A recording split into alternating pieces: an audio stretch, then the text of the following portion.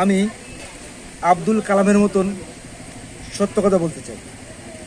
কথাটা হলো, আমাদের বইতে আমরা ছোটোবেলা পড়েছি ঋতু হলো ছটা: গ্রীষ্ম, বর্ষা, শরৎ, হেমন্ত, শীত, বসন্ত। এই ছটা ঋতু। কিন্তু এখন আমি দেখি দুটো ঋতু। এই দুটো ঋতু কি কি? এক প্রচণ্ড গরম গ্রীষ্মকাল, আর প্রচণ্ড শীতকাল।